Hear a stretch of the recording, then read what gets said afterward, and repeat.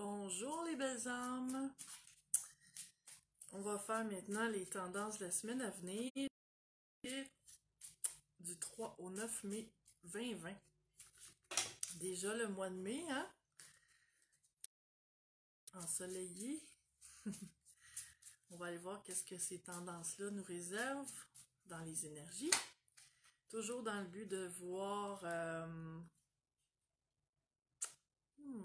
je la garderai pas, mais je vais peut-être en tenir compte.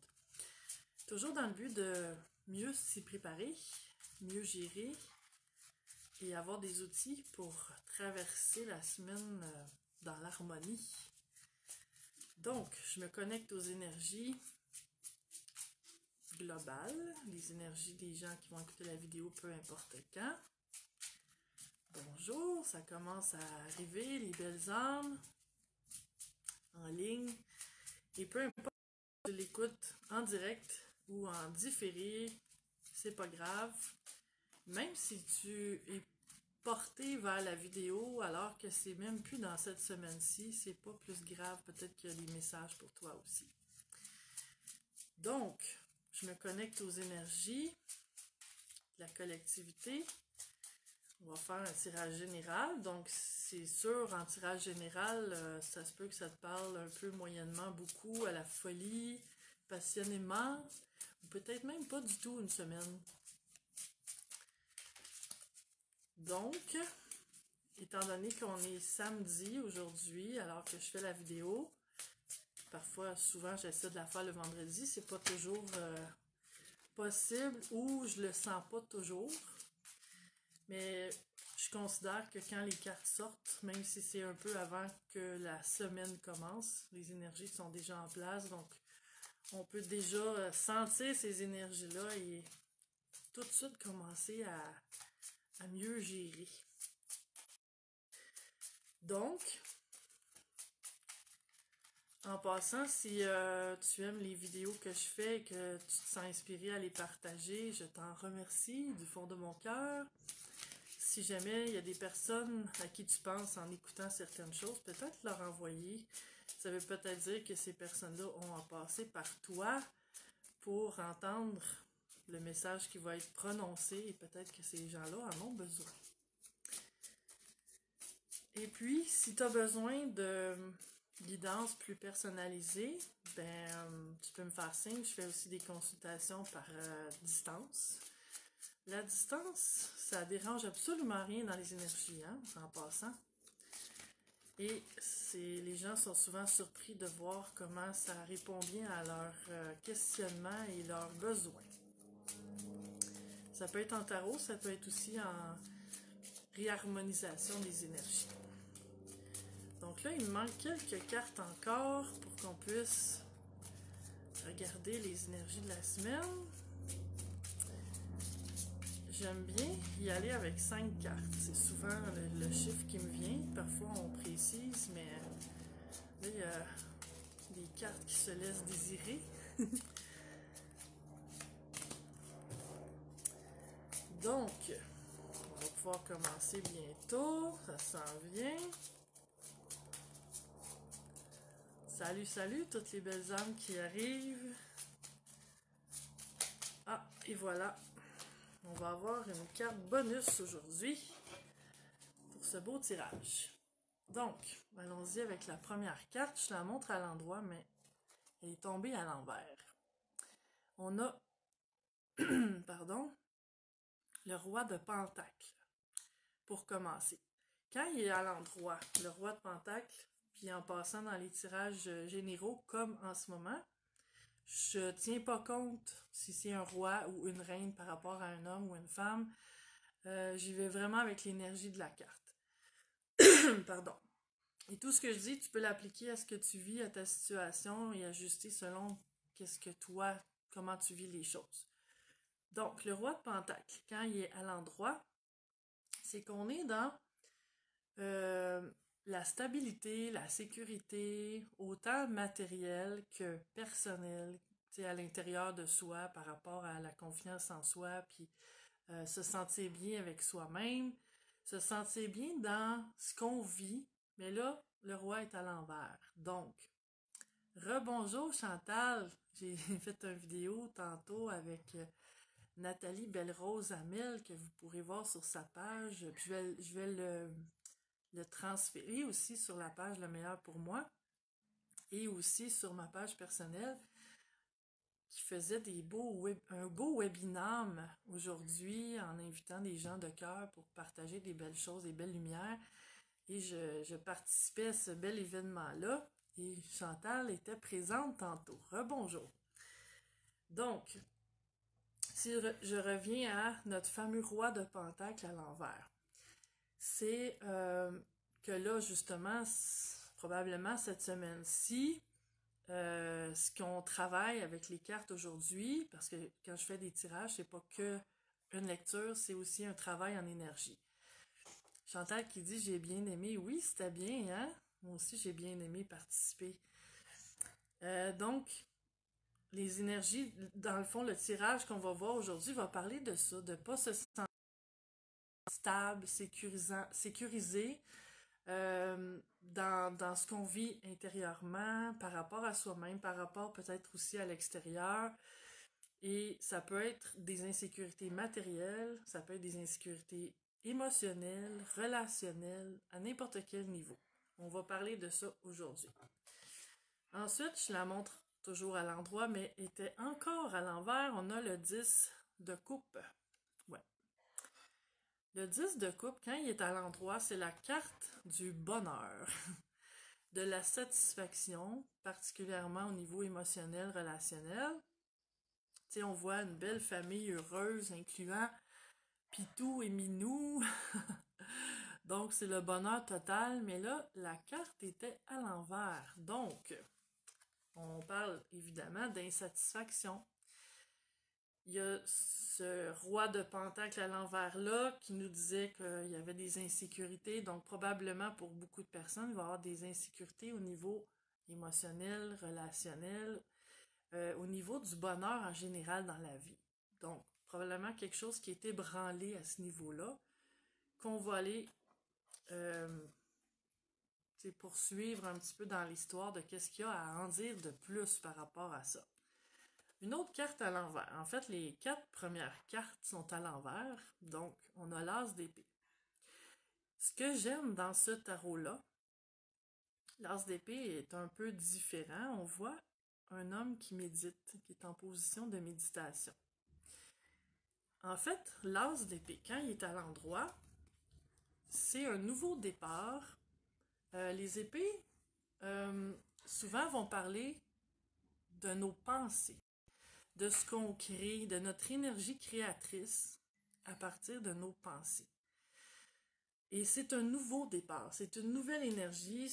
Les as sont toujours un début d'énergie par rapport à quelque chose en particulier. Donc ici, par rapport aux pensées, aux façons de penser, aux patterns mentaux.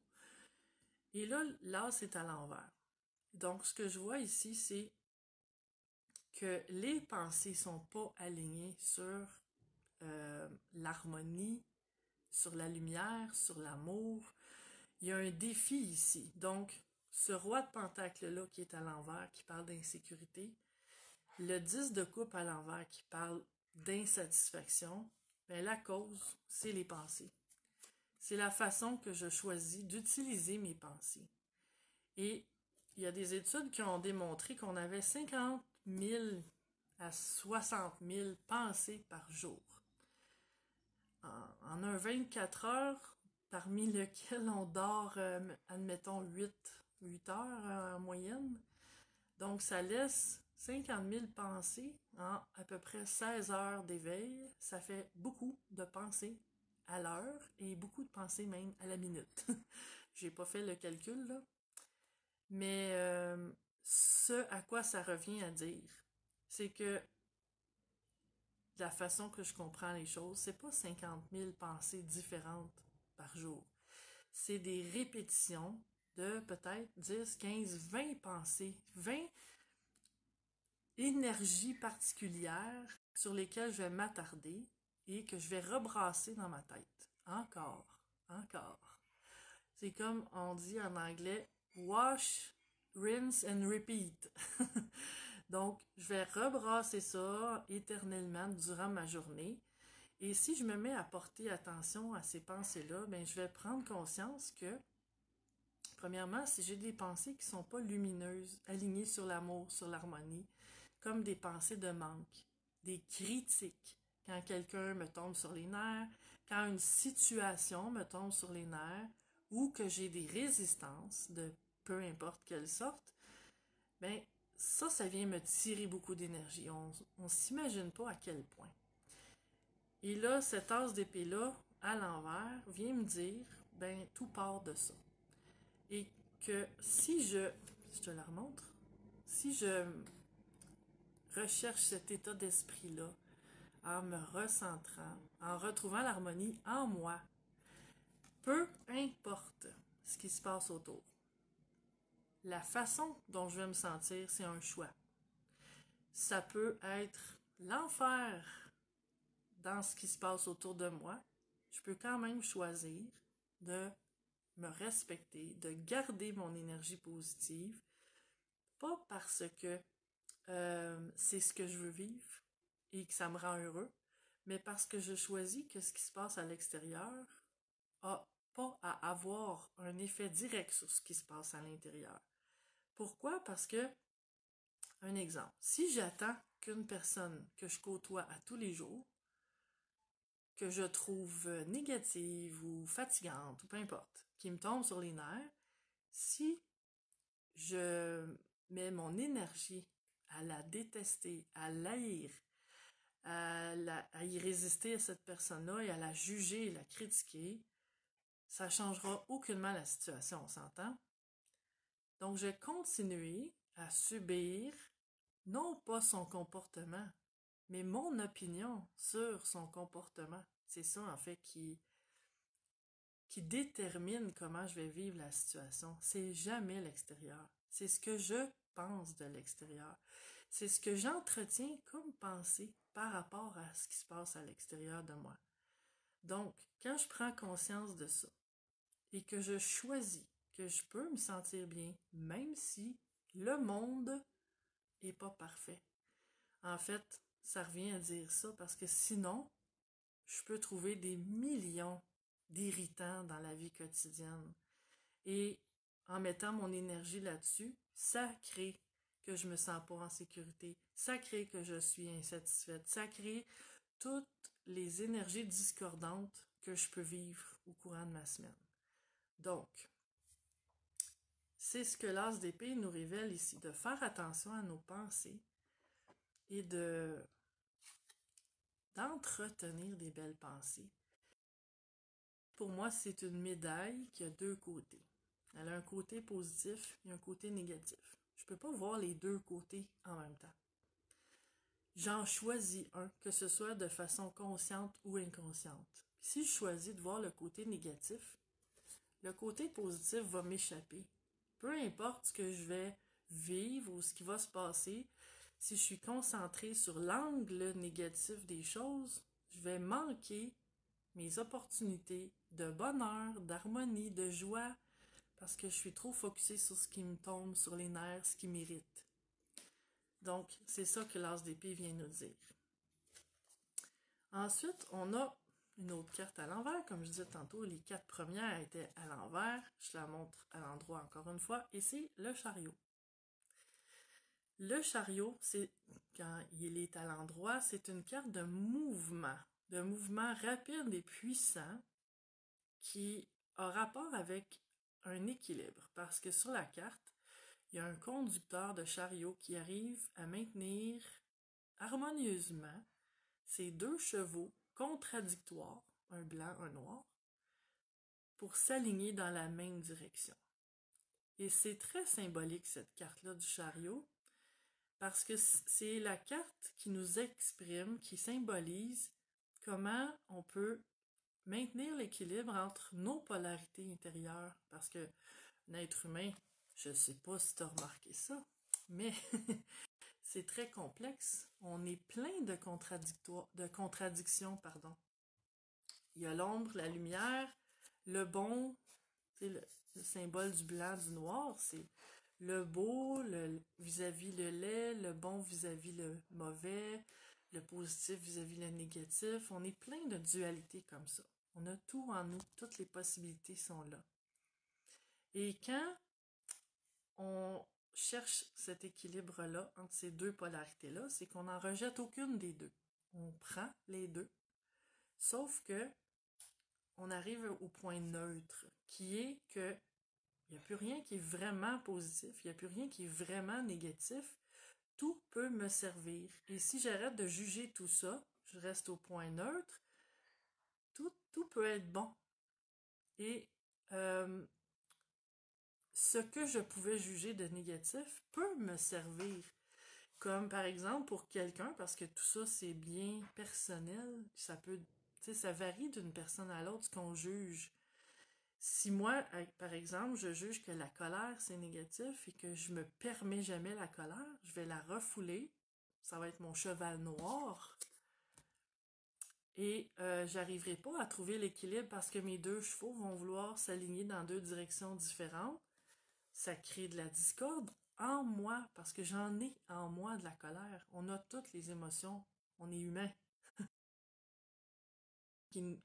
On n'est pas à l'abri de rien au niveau des émotions ou des réactions, des comportements, les qualités, les défauts, tout est là en nous.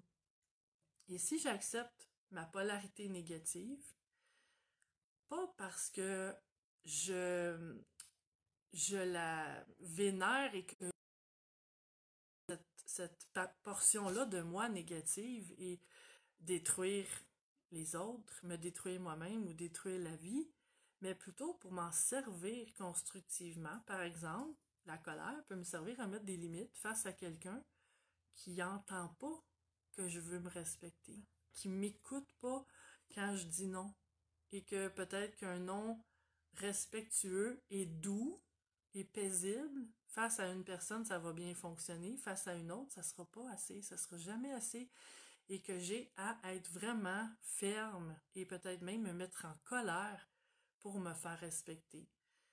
Donc, dans cette situation-là, la colère peut être constructive. Elle me sert pas à détruire l'autre, pas à détruire la vie, comme je disais, mais à me respecter et me faire respecter quand c'est nécessaire.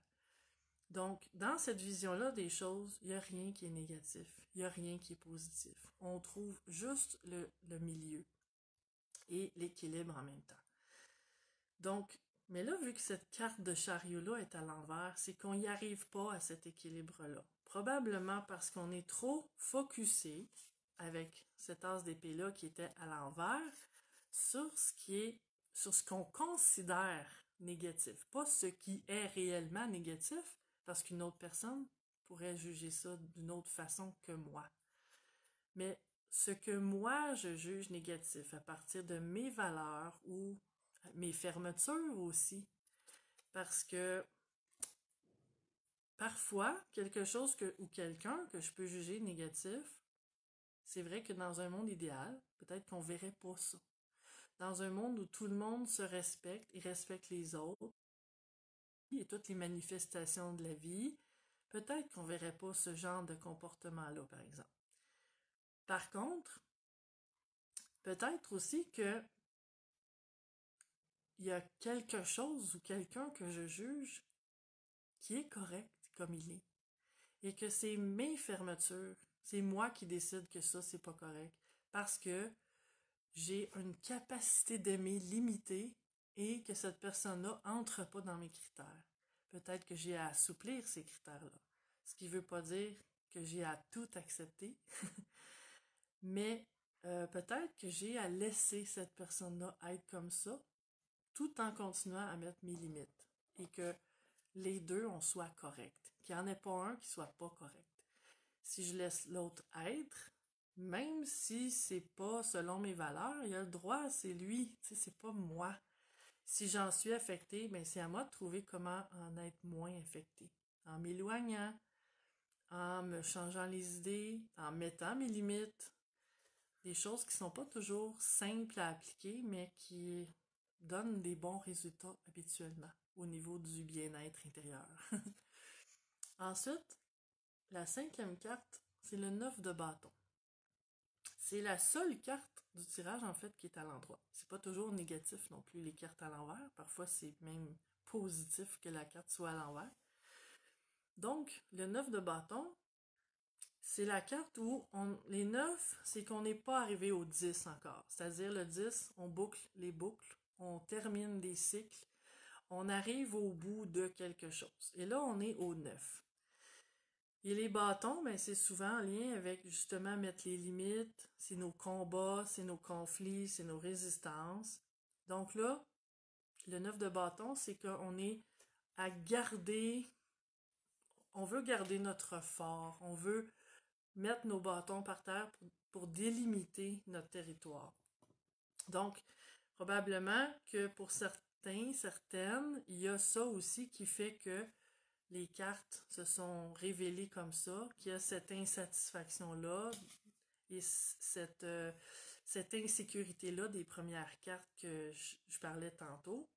Si tu as manqué le début, peut-être de réécouter la vidéo pour mieux t'expliquer. Et on a une carte bonus qui est la princesse de bâton, qui était aussi à l'envers. Donc, la princesse de bâton, qui est celle qui, justement, amène un mouvement de dynamisme, de passion peut-être aussi.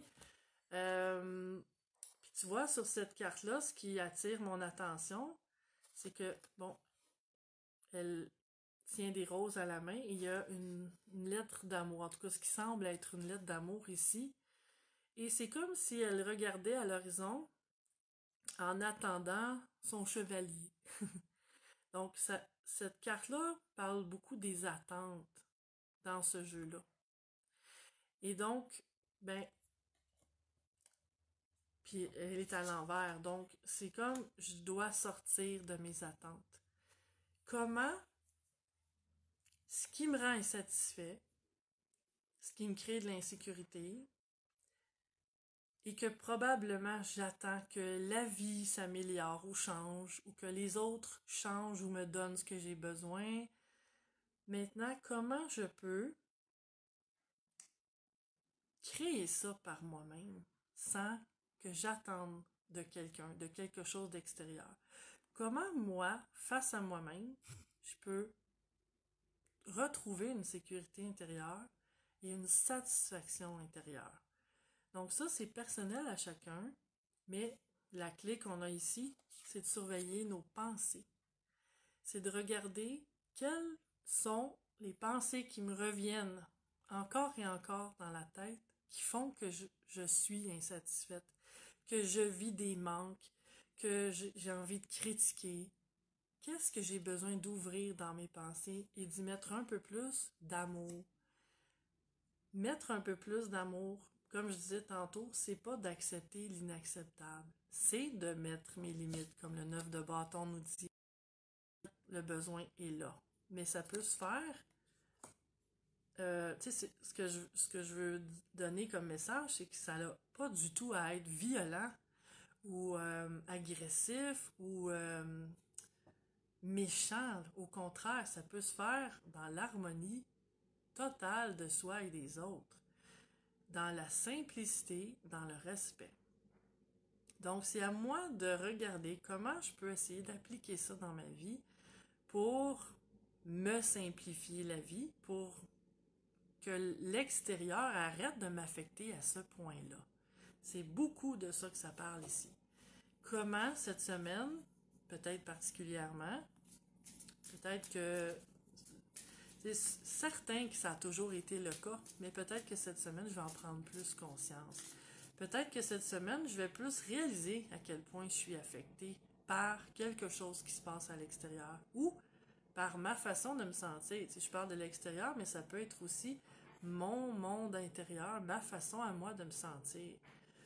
Donc, surveiller les pensées, chercher l'équilibre, mettre mes limites quand j'en ai besoin, arrêter d'attendre après les autres, après les changements extérieurs et prendre en main, en fin de compte, la responsabilité de mon bonheur, de mon niveau de satisfaction dans la vie. On va aller compléter ça avec d'autres petites cartes pour voir qu'est-ce qu'on peut ajouter de plus. Et en passant, merci, hein? Merci d'être là, peu importe si tu écoutes en ce moment même ou un peu plus tard quand la vidéo va être mise en ligne, mais merci d'être là.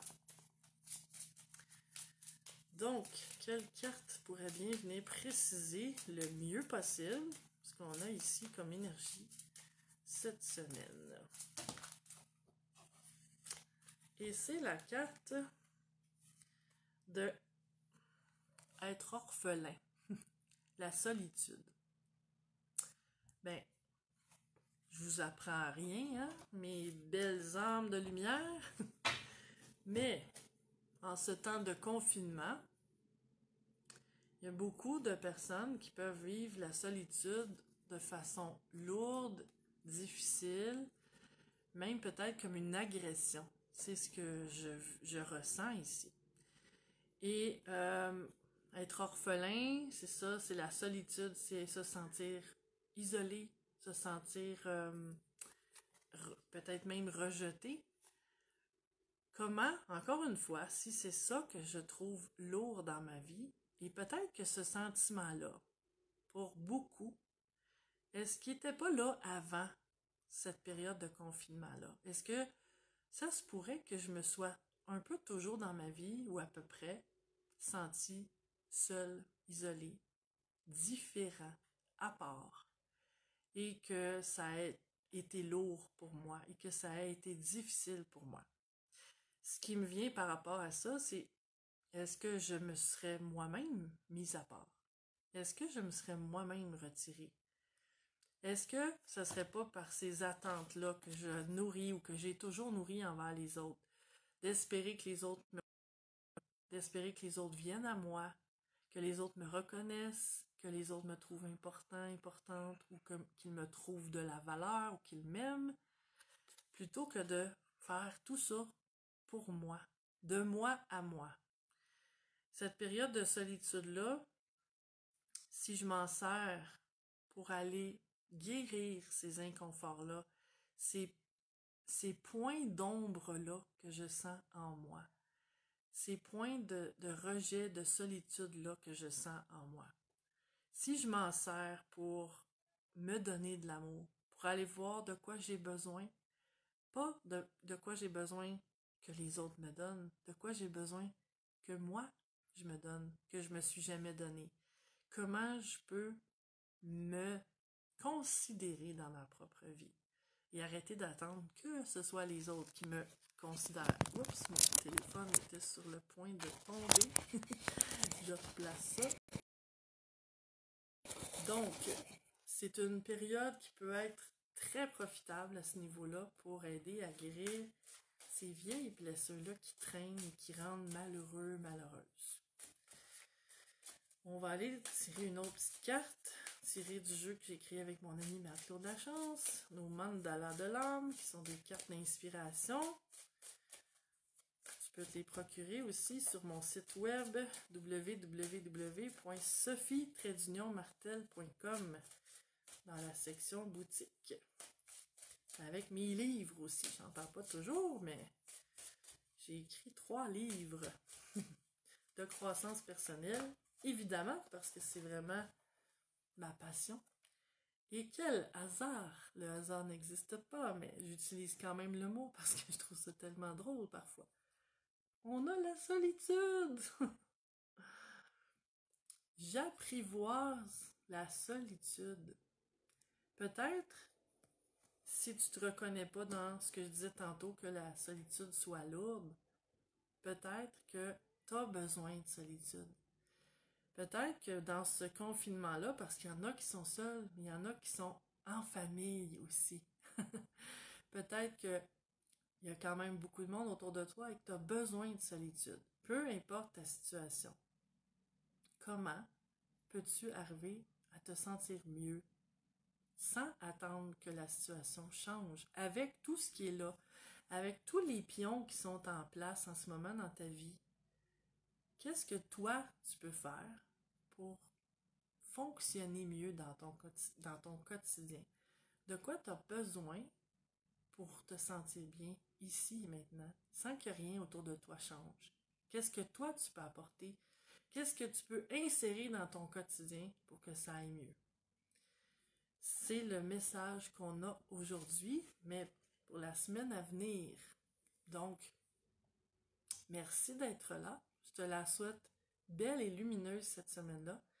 Que tu prennes l'occasion qui t'est offerte d'aller voir en dedans de toi et de voir vraiment ce qui est là pour toi, les clés qui sont là pour toi, les réponses que peut-être tu n'entendais pas avant, mais que cette période-là t'amène à regarder en face et vraiment considérer pour que tu fasses les changements nécessaires. Ça n'a pas besoin d'être toujours des gros changements qui chamboulent toute la vie au complet et tous les gens autour, mais chaque petit changement parfois amène de grands changements dans notre façon de nous sentir. Donc, garde ta belle lumière et merci d'être là. À bientôt. Ciao.